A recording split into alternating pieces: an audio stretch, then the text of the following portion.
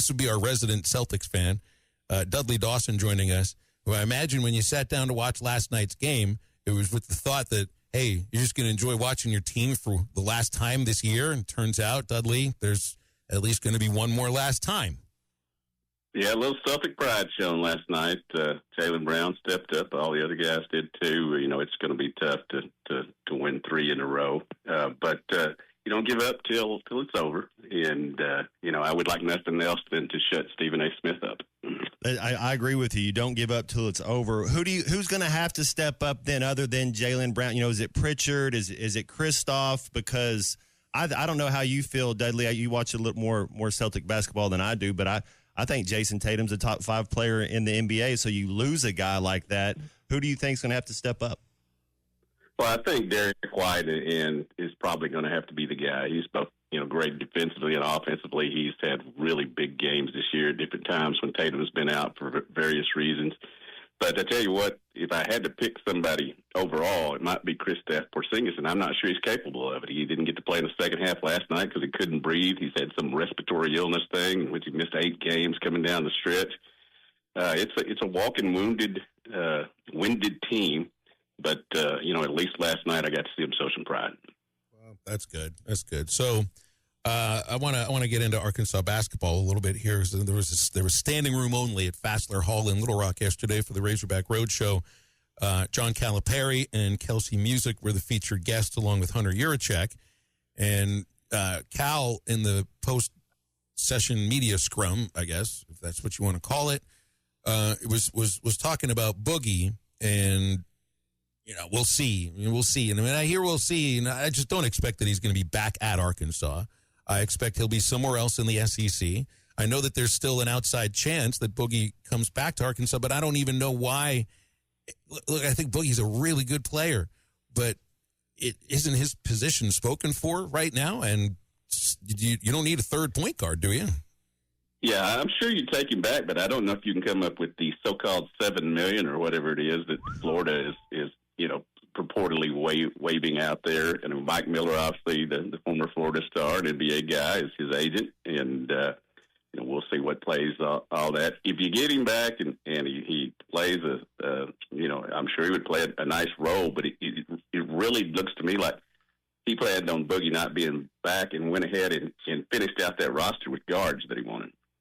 Where do you think he stacks up? You know, with Tyler Ziegler leaving from Tennessee, Sears from Alabama, those 2 guys gone, Walter Clayton the 4th from Florida, he's gone. Do you think Boogie can be a top 5 point guard in the SEC next year?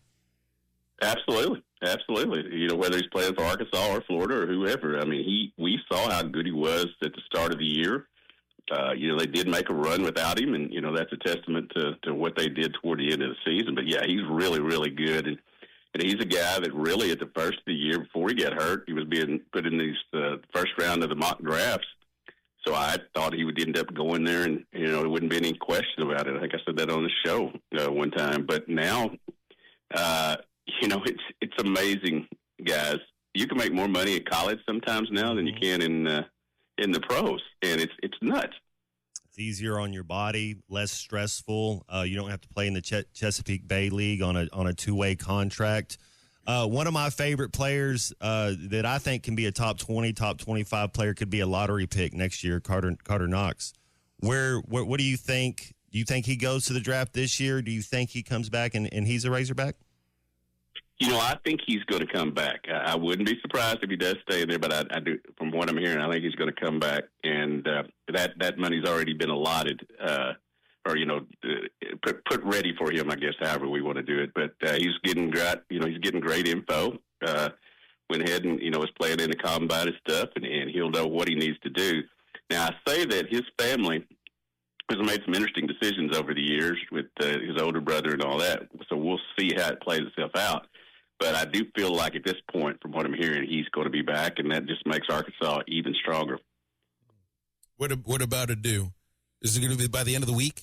You hear something that's we're reading some comments he said yesterday.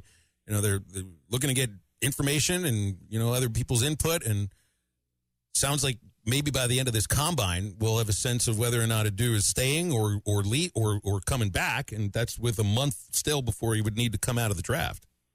Right, and you've got these two guys, the last two we've just mentioned here, who I thought when they announced that Adu would definitely stay in it, but it does appear that he's not looked upon as a first-round guy now, which all the mock drafts had him for the longest time. Now does he come back and maybe try to improve his, in the same type of level he did from the year at Kentucky to the year at Arkansas? These guys have a lot of decisions to make. And again, you trot out whatever money you're getting paid in college and eye it up against what you would get in the pros. And you always want to get there and get that rookie contract, that second contract, as soon as you can. But, there's a big difference than getting taken in the second round, early second round, and getting taken in the mid-first round, which I think could be his target goal. Basketball in college is now, it's different because it's just a 2-round draft. But a little bit in that position where baseball's been for years. Well, you hear coaches say, if we can get this guy to campus. Well, it's less now because there's not as many Americans being drafted. You go look at these mock drafts, 11 of them. I guess maybe you have some of that from the Dominican in Major League Baseball. But in basketball, 10 of them are going to be from France or Germany. They're not going to be American kids. Yeah, great point. Croatia is getting a lot now, too. France is really coming on, as you were mentioning, with a lot of guys that I forget, wasn't it called overtime, that semi-pro thing? They basically were taking high school kids. Called overtime elite. Portland took overtime elite. Yeah. You don't hear much about that anymore because that's now college. It's kind of, it's like college before college. It's kind of what it is. So baseball series, so we touch on baseball for a moment. There, another big difference is that in baseball's draft, it's not an international draft at all. This series with Tennessee, everybody's pointing out how Tennessee does not hold runners. This guy they're throwing today, Marcus Phillips, he's had 32 steals against him in 36 attempts. That's like almost 3 per game. But if there's one thing the Hogs don't really do very much, Dudley, it's run. But they have been pretty good at picking and choosing their spots. I just wonder if they're going to look to pick and choose spots to run in this series. You would have to think so against him, Davelin and Aloy and some others. Obviously, Logan Maxwell's probably not going to take off. We're trying to keep him from injuring himself again. But there's some guys in that lineup, Thomas and them, that you have to take advantage of that. That's a stat. Sometimes they say statistics lie, but that doesn't lie. The pop ratio when he's on the mound to get it to the base, he's going to throw over to first base plenty, but he has to do that. But yeah, I would take advantage of that, and you have to pick your spots, as you say. But certainly you've got to take advantage of that if you can get guys on the base, and that'll be tough against Liam Doyle, but maybe not Marcus Phillips. What's your view on Dave Van Horn versus Tony Vitello? I got into it in the first segment. I just think it's a made-for-TV thing. I don't think there's really anything there except two competitive coaches that recruit against each other and then every once in a while coach against each other. But I don't think there's a personal thing there. So what's your view? I think they had that one thing with that one recruit that, had a little flare-up and got after each other, and it was great theater and great TV, and it added to the narrative. But I think they totally respect each other. I do think that Tony, even though he's in his 40s now, is like I was as a cocky high school, early college guy that, thought I knew how the world should work and I'd let everybody know it. And now I'm like deviates in that I'm kind of calmed down and I pick my spots. If the strike zones get too wide, I'll get after somebody. But I think it's such a glaring difference in their personality that adds fuel to the narrative. Well, but I do think they also.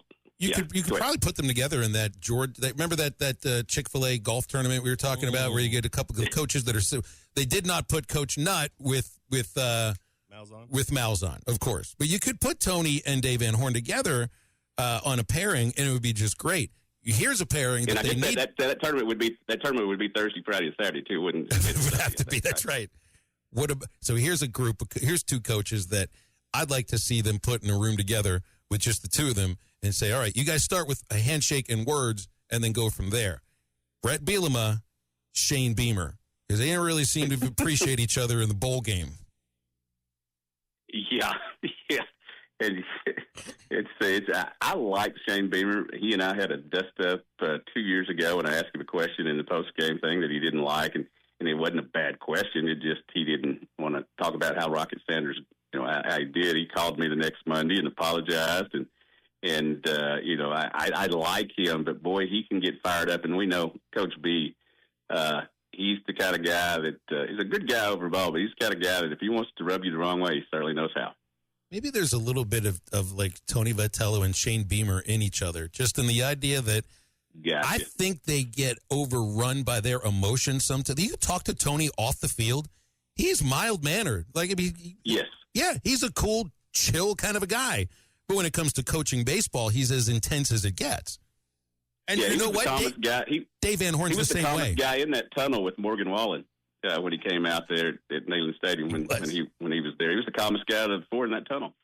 BetOnline is the world's most trusted betting platform and your number one source for all your sports betting action. Baseball season is in full swing and we're into the NBA and NHL playoffs, and BetOnline has more ways to stay in on the action with the latest odds, news, and scores, even live in-game betting while the games are being played. With the largest selection of odds on everything from the MLB, NBA, NHL, and UFC, BetOnline remains the best online source for all your sports wagering information. In between games, head over to the BetOnline Casino with all the top Vegas-style games, including poker and live casino. Bet online, the game starts here.